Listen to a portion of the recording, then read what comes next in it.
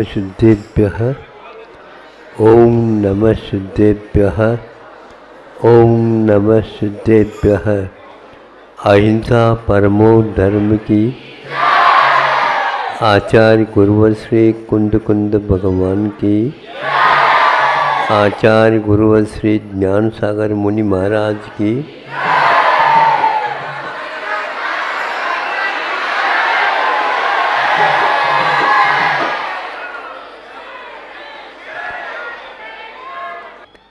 अति प्रखरता भी ठीक नहीं है और अति सौम्य भी ठीक नहीं।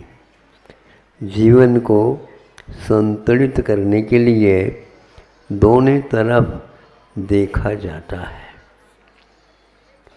एक छोटे से उदाहरण के माध्यम से आपको जीवन में एक सीख मिल जाए, यह बात उसके पीछे है। वह यह है, प्रतिदिन विद्यालय से आ जाते बच्चे, एक घर में 3-4 थे बच्चे या 2-3 समझ लो, और आते ही प्रतीक्षा में रत रहती थी माँ, और एक प्रकार से उनको आते ही पहले स्नान आदि सब निवृत्त पहले हो गए थे, हाथ पैर धो लो, आ जाओ।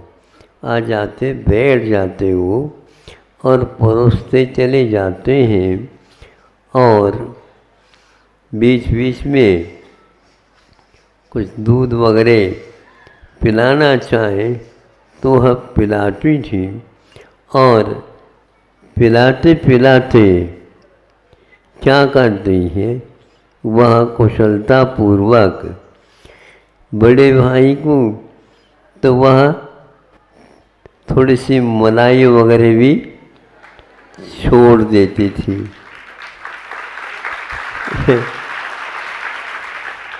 छोटा भाई का नंबर आता तो वो मलाई को पीछे खिसका देते। तो एक दिन सोचा, 2 दिन सोचे, ये प्रतिदिन होता है। तो वो माँ को कहता है कि हमारे परोसते समय अब मलाई को हटा क्यों दे, और बड़े भैया को आप क्यों परोसते हैं? मलाई को जो पीछे है उसको भी आगे करके। बेटा तुमको अभी मालूम नहीं पड़ेगा, मालूम तो पढ़ रहा है। आप लोग पक्षपात कर रहे हो कि मालूम तो पड़ रहा है। अब और कौन सा मालूम करना, और कुछ नहीं कि यह पक्षपात नहीं है, ये तो गुणेषु प्रमोदम वाली बात है। जो सक्षम है, योग्य है, उसके लिए अलग है। पंगत में भले ही बैठा है, फिर मुझे कब मिलेगा? तुम बड़े हो जाओ, फिर इसके उपरांत मिल जाएंगे। बड़े कैसे करेंगे? तुम मलाई मिलेंगे तभी तो बड़ा बनूंगा। देखो, बच्चों के पास प्रतिभा तो रहती है, किंतु उस प्रतिभा का एक प्रकार से सदुपयोग करना आवश्यक होता है। तुम्हें अभी वह बुद्धि नहीं आई है, इसलिए ऐसा करना पड़ता है। जल्दी जल्दी कर दो तो बहुत अच्छा है, जल्दी जल्दी होता नहीं, कुछ समय लेता है। आप समझ रहे हैं कि हम हर बात में जल्दी का अर्थ क्या होता है? पहले अथवा विलंब, या दूसरे और किसी कार्य के लिए वो समय निकालना। आज समय बचाओ कहते हैं, लेकिन किसी को मालूम नहीं कि समय बचाओ क्या होता है। बचाओ तो आपने कर दिया, लेकिन समय को बचाना अपने आप में बहुत महत्वपूर्ण होता है। तुम बड़े हो जाओगे तो क्यों आप बड़े क्यों हो नहीं रहे? हम तो ऐसा है तुम्हारी थोड़ी सी लीवर ठीक नहीं है, वह कमज़ोर है। और यदि मान लो उसमें घी है, दूध है अथवा मलाई है, देने से वो कमज़ोर हो जाएगा और हो जाएगा, रुग्ण हो जाएगा। इसलिए तुम्हारे लिए थोड़े से ऐसा करते हैं, तो वह ठीक कर देना चाहिए आप लोगों को। हाँ, तो घी खाने से ठीक नहीं होता बेटा, थोड़ी सी मेहनत भी करनी पड़ती है। मेहनत क्या हो, तो हम तो जा कर के विद्यालय जा कर के आते हैं, ये भी इतना ही करते हैं, हम भी यही करते हैं। हाँ, फिर भी तुम्हारे लिए अभी समय की आवश्यकता है। अब देखो, प्रतिभा होते हुए भी समय पर ही यह काम होगा, इसके लिए आपको अवश्य प्रतीक्षा करनी होगी। इसलिए माँ को पक्षपात कर रही है ऐसा न समझ करके, वह तो हमारे ही पक्ष ले रही है, लेकिन हमारी लीवर हमारी पक्ष नहीं ले रहा है। उसमें कोई न कोई कारण होगा, जल्दी में कुछ खाया होगा, पिया होगा, पचा नहीं होगा और सो गया होगा। इस प्रकार कि हम व्यवहार में देखते हैं कि व्यवहार बहुत कठिन होता है और निर्णय लेना फिर भी जल्दी हो सकता है। कम उम्र में भी अच्छे प्रश्न किए जा सकते हैं, लेकिन उत्तर देना एक विद्वान के लिए जीवन पर्यंत भी कम पड़ जाता है। इसलिए जीवन के अगले चरण में क्या होना है, तो उसके तब तक प्रतीक्षा की आवश्यकता है। आज के बच्चों को प्रतीक्षा ठीक नहीं है। देखो, प्रतीक्षा के बिना आप स्वस्थ नहीं बनोगे, बौद्धिक दृष्टि से और शारीरिक दृष्टि से, सामाजिक दृष्टि से भी किसी भी प्रकार से वह समय की प्रतीक्षा तो आपको करनी होगी। जब समय होता है तब ये काम होता है। दूसरी इसके उपरांत वो माँ ने बताया, तुम्हारे अभी दांत जो है पूरे नहीं आए बेटा, दांत तुम्हारे पूरे नहीं आए। कब आएंगे? अभी दूध के आए हैं, वो गिर जाएंगे, फिर बाद में दाढ़ के भी सूल के भी दांत आएंगे। तो अभी कितनी पर करनी पड़ेगी? अभी तो अक्कल आएगा, फिर इसके उपरांत ये दांत आते हैं। अक्कल क्या चीज़ है, इसकी तो हम कह रहे हैं। प्रतिभा अलग है और अक्कल अलग है। वह अक्कल नकल करने से, बच्चों हमारे ताली नहीं बजा रहे आप लोग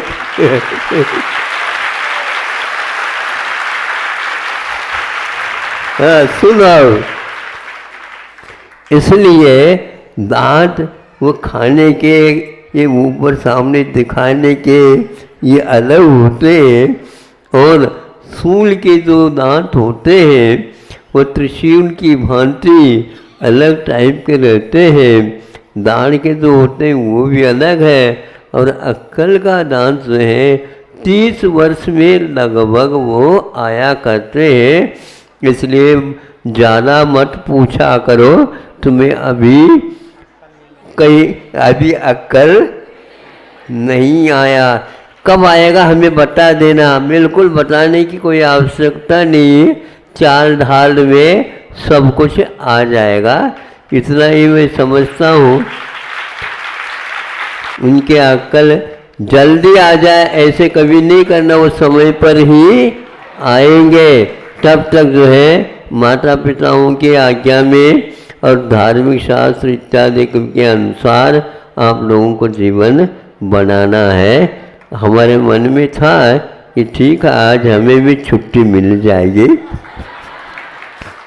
लेकिन लोगों ने कहा कि कि बच्चे भी बहुत आए हैं और उनके माता पिता भी आ गए होंगे, अच्छी बात है। अब अक्कल की डांट की अवश्य आप प्रतीक्षा करेंगे। अहिंसा परमो धर्म की बैठा था।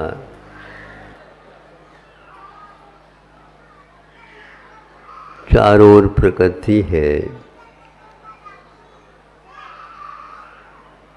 पशु पक्षी अपने अपने आनंद के साथ उस प्रकृति का लाभ ले रहे थे। उसी बीच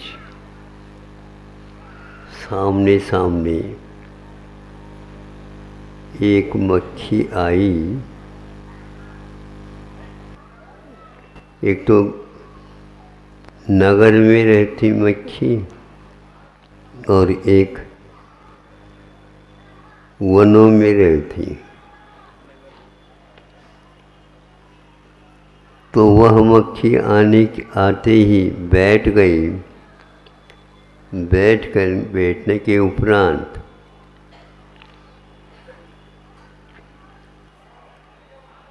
कुछ समय निकलने के उपरांत वो पुनः एक तैयारी करती। क्या तैयारी? पुनः उड़ने की तैयारी।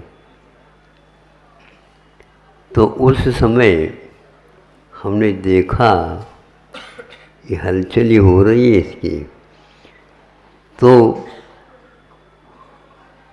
वह बार बार पीछे के पैरों को एक दूसरे के माध्यम से घर्षण से ठीक ठाक कर रही थी।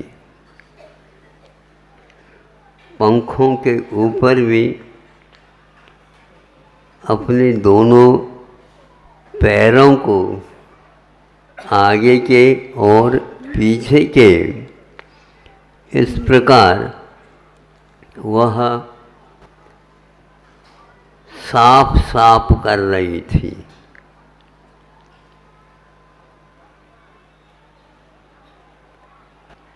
सफाई का काम प्रत्येक जीवन में अवश्य होना चाहिए। यदि नहीं हो तो क्या होता है, क्या दशा होती है। आप लोग उपनयन में चश्मा लगाते हैं तो उपयोग कर लिया, बीच बीच में अपनी धोती से या और कोई भी रुमाल से साफ करते हैं और बार बार देखते हैं साफ हुआ है क्या नहीं। तो उसको देखा हमने और इस ढंग से अपने दोनों पैर और दोनों पंखों को इधर उधर के धूल आकर के बैठ जाए तो गड़बड़ न हो जाए। इसी बीच में मान लो कोई गीली पंख हो गई हो तो उसको भी सुखाना पड़ता है। यदि वह पंखों को नहीं सुखाती तो वह उड़ान वायुयान की गति से जाने वाले वह प्राणी है, ध्यान रखना। उसका भी एक गणित निकाल करके कि इस यान की कितनी गति है और इसकी कितनी गति है, उस गति के अंदर भले वो थक जाए जल्दी, ये बात अलग है, लेकिन उनके पंखों में उड़ान भरने की क्षमता वायुयान के अनुसार है।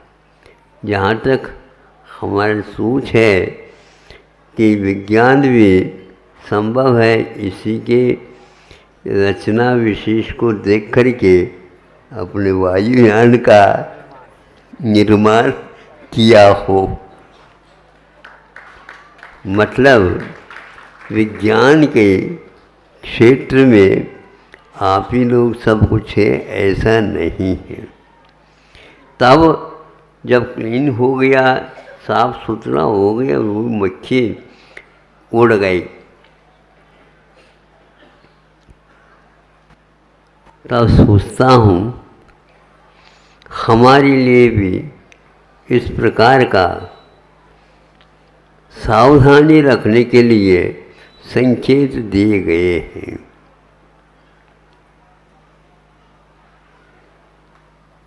छह आवश्यक होते हैं, उनमें कमियां रह जाती हैं, उनके द्वारा लगे हुए दोषों को दूर करने के लिए भी अपने यहाँ सामायिक चारित्र की व्यवस्था की गई।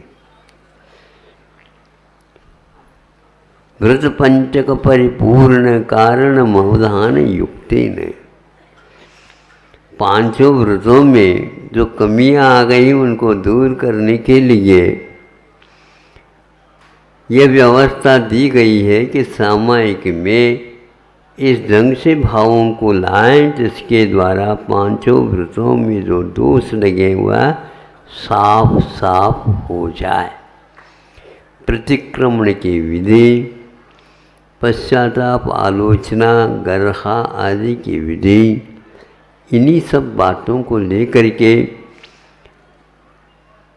साधकों को एक प्रकार से संकेत दिया, ताकि जो आपकी दुकान तो चला रहे हैं उसमें कितना लाभ हो रहा है और कितनी हानि हो रही है। तो लाभ ही नहीं देखना, लक्ष्मी की ओर तो देखते हैं, लेकिन शुभ की ओर भी देखना चाहिए। दीवार के ऊपर लिखे हुए रहते प्राय करके हाँ, ये महाराष्ट्र में परंपरा चलती है, कहीं कहीं पर अन्यत्र थोड़ा थोड़ा है। तो वह सरस्वती के माध्यम से भी बुद्धि को साफ साफ कर लेना चाहिए, लक्ष्मी के माध्यम से भंडार को ठीक ठाक कर रहे हैं।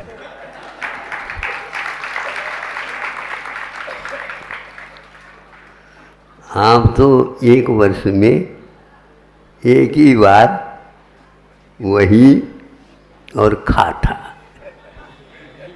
नहीं समझे, वही और खाता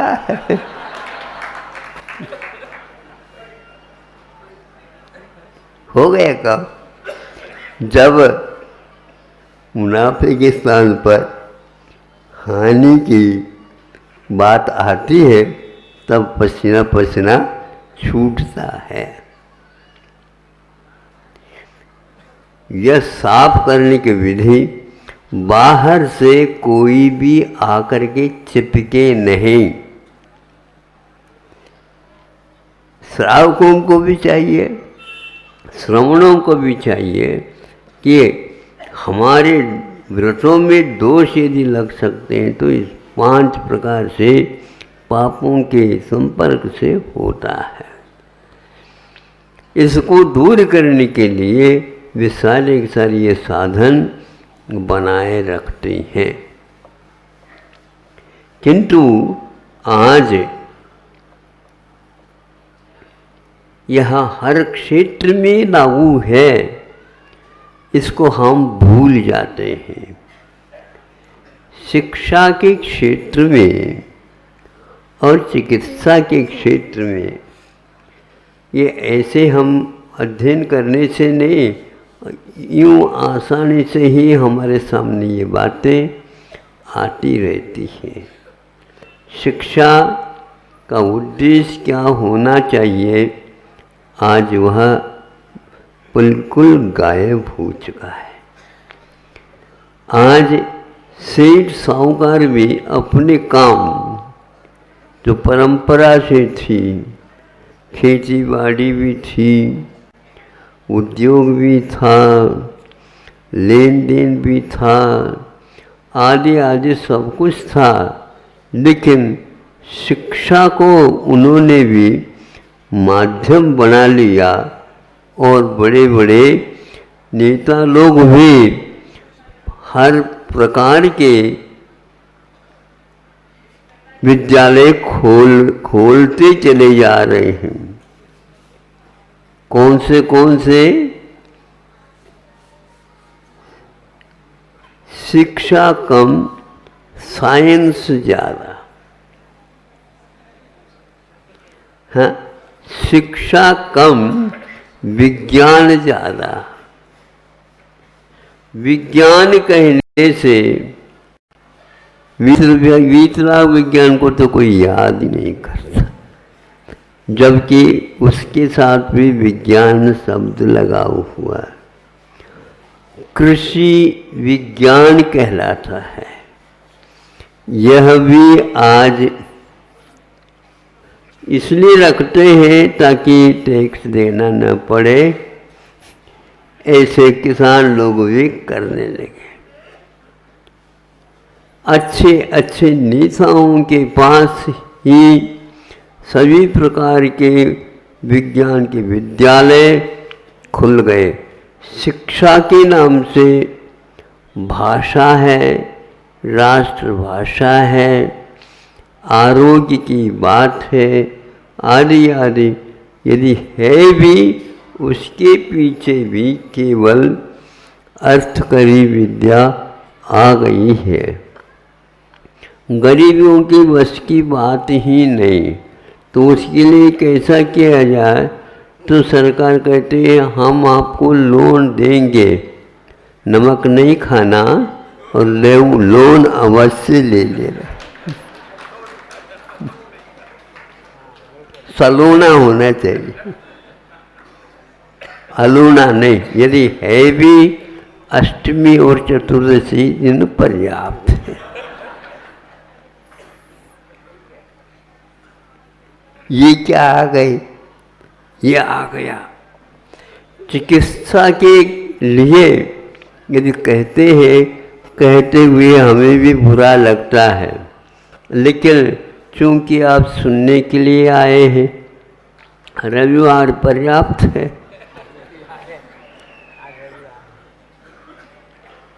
तो ठीक है, ये आए हैं तो हम भी जा करके बैठ जाते हैं, देख ले। मैं आ गया तो प्रत्येक विद्यालय का यही, यहाँ तक कि हमारे पास आ गए ग्राहक, महाराज आप भी विद्यालय खोलते, हम लागत खर्च से आपको यह विद्यालय देना चाहते हैं। हमने कहा आपने परिश्रम करके विद्यालय खड़ा किया है, ऐसे क्या? महाराज अब क्या बंद होने की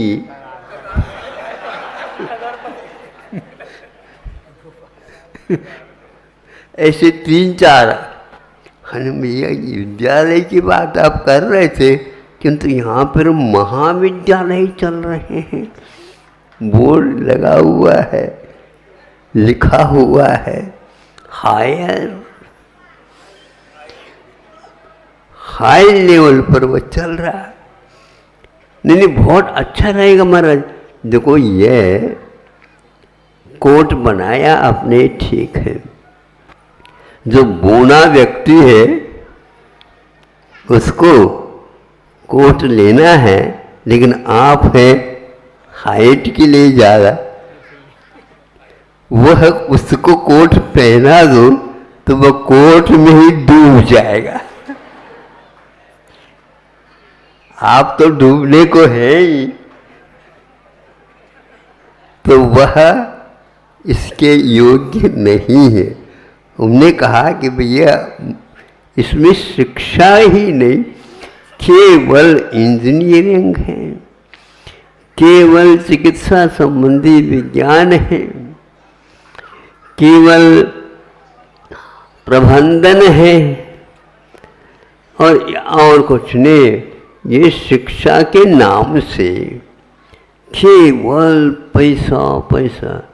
और एक डॉक्टर आकर के कहता है कि महाराज मैं इसको, जैसे महाविद्यालय बंद होने को है उसी प्रकार मैं अपने जो सीखा था उसको बंद करना चाहता हूँ। बंद क्या बात है बताओ? वो MBBS भी था और MD भी था, स्पेशलिस्ट के योग्य भी था, किंतु आज वर्तमान की नीति ने स्पष्ट ही कर दिया कि महाराज ऊपर से लेकर के नीचे तक कमीशन कमीशन, कम इन कमीशन। आइए आइए, आपको कमीशन मिलेगा, आपको देना होगा। जैसे जीवन पर्यंत के लिए आज औषध पद्धति गोलियां चलती है, आप लोगों की तरफ से शिकायत आ जाती है, महाराज आइए का आशीर्वाद दे दो। बहुत परेशान हूँ, बहुत परेशान हूँ। क्यों परेशानी होती है? क्या करें? विश्वास करके हमने एक से दवाई लेना प्रारंभ कर दिया। अब जो है कम से कम भी 10-15 वर्ष हो गए, वो दवाइयों की मात्रा गोलियां बढ़ती जा रही है।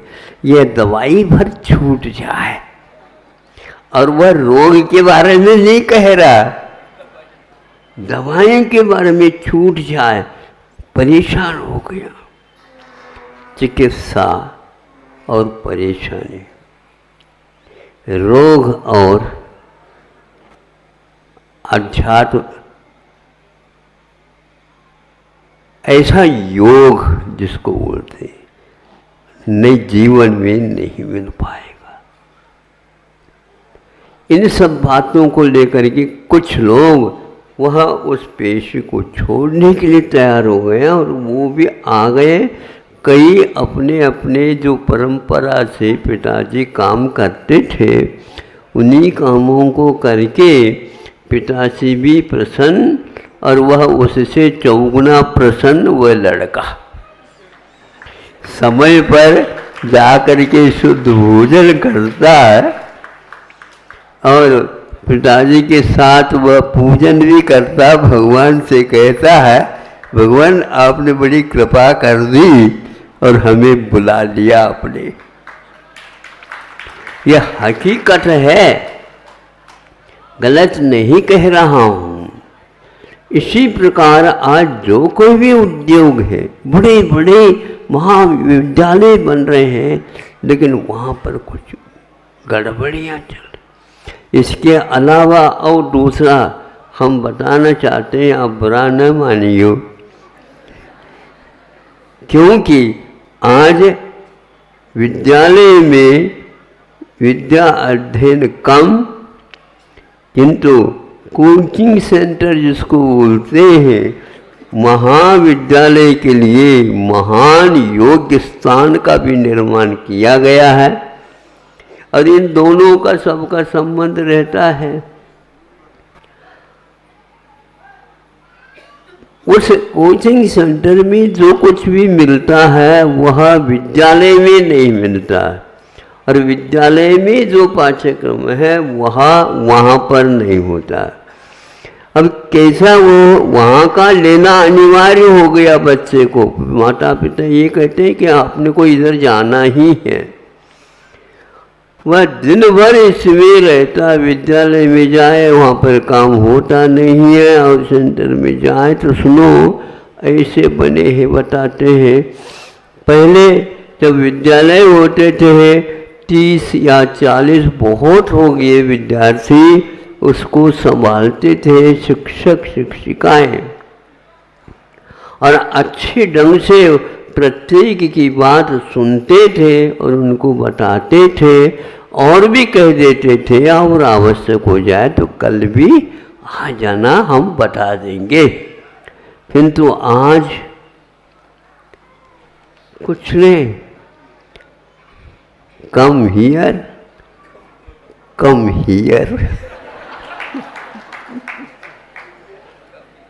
सुनते जाओ। कम ये क्या है? 200, 300 एक कक्षा, उसको हम कक्षा नहीं कह सकते हैं, किंतु सिनेमा हॉल जो छवि गृह होता है, ऐसे बच्चे बैठे रहते हैं और ये सुनाते रहते हैं। क्या सुना रहे हैं? वो शिक्षक तो निष्णात है उसमें, किंतु आपको सुनने में आ रहा है क्या? नहीं, आवाज तो आ रही है, समझ में क्या, लेकिन जाना आवश्यक है। वो भर दी गई। जो पैसा खर्च विद्यालय का होता, उससे कई गुना उससे हो रहा। और वहाँ विद्यार्थी आता, महाराज किसी भी प्रकार से पिताजी समझ ले हमारी क्या दशा है, वह हमारा रहना नहीं चाहता। सुन रहे हैं और आप लोगों ने सुना भी होगा, लेकिन फिर भी क्या ऊपरी बाधा है, आपको समझ में नहीं आता। ऊपरी बाधा का अर्थ भगवान का नहीं, भूतपूर्व, अभूतपूर्व, हाँ, बाधा है, समझ में नहीं। आत्महत्या की संख्या हमने सुना, एक नगर में एक वर्ष के भीतर 35 से 40 संख्या तक, इस प्रकार आप ही लोगों ने सुनाया, आत्महत्या हो रही है। भोजन की व्यवस्था नहीं, सोने के लिए कोई समय नहीं, और धीरे धीरे मंदाग्नि के शिकार विद्यार्थी होते जा रहे हैं।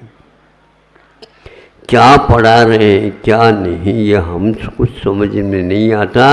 और नौकरी मिलने के उपरांत भी बच्चे आकर कहते हैं, महाराज ऐसे कोई भी उपाय बताओ जिसके द्वारा हमारे घर में जैसा चल रहा था उसी प्रकार मैं अपनी पत्नी को भी लेकर के आया हूँ, बच्चे भी दोनों, उनको मैं पढ़ाना नहीं पढ़ाने का संकल्प लेकर के आपसे यहाँ विदा होऊंगा। हाँ,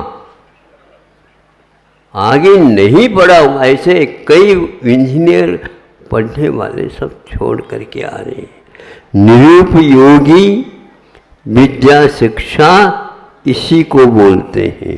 विदेशी शिक्षा कागज के फूल पे भ्रमर बैठा है।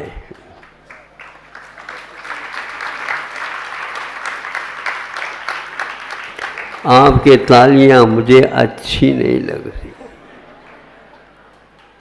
ये भी प्रशिक्षण आपको किसने दिया पता नहीं, और बहुत अच्छे ढंग से आप बोलते हैं आप लोग, अनुमोदना। मैं तो उसका अनुमोदन नहीं करना चाहता, आपको भले ही बुरा लग जाए। क्या हाल है शिक्षा का। इसी प्रकार चिकित्सा की बात हो रही। वात पित्त कफ के बारे में कोई जानकारी मिलती नहीं, नाड़ी परीक्षा कुछ होती नहीं। कहते तो हैं, उंगलियां तो रख देते हैं, देख करके हमें भी आ गया। भीतर का क्या ख्याल है ये कुछ पता नहीं है। निदान ही नहीं, निदान के लिए केवल बड़े बड़े यंत्र है लगे हुए हैं, उसके माध्यम से होता। दवाइयाँ आ जाती हैं बाद में, या रोग पहले आ जाता है, दवाइयाँ फिर तैयारी होने लग जाती है। अनेक प्रकार के रोग उत्पन्न हो रहे हैं। किसी के पास अनिवार्य रूप से कोई भी उनको ये नियम नहीं दिया जा रहा है कि हाँ हम इसको ठीक कर देंगे। धीरे धीरे डॉक्टर लोग भी प्रयत्न हम करेंगे। बाकी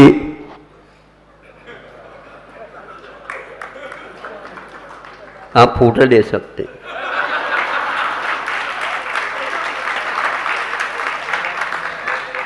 ये क्या है? और एक प्रकार से ऐसे विद्याएं जिनके माध्यम से अपना जीवन कभी भी बनने वाला नहीं है, उस ओर देखना भी नहीं चाहिए और बच्चों को भी उसी प्रकार का शिक्षण देना चाहिए। कटुवचन भले ही है, लेकिन ये ध्यान रखा कोरोना जो है कटु से कटुतर क्या है वो काढ़ा जिसका बनता है, चिरायता नहीं, उसका नाम दूसरा है, गुड़वेल गुड़वेल गुड़वेल गुड़वेल नहीं, हाँ गुड़वेल है, अमृता भी इसको कहते हैं। और उसके माध्यम से अच्छे अच्छे मिनिस्टर लोग भी उसी को लेते थे और उसी का प्रचार प्रसार वो करते भी थे, ऐसा सुना है। तो ऐसे ही आप लोग, ये तो काढ़ा है, काढ़ा तो है पक्का है, गोलियां तो नहीं है, लेकिन गोलियों के खाने से दो विश्लेष निकल सकते हैं। गोलियां कहाँ छाती से में लग गया, गुड़वेल उसके ऊपर भी काम करता है।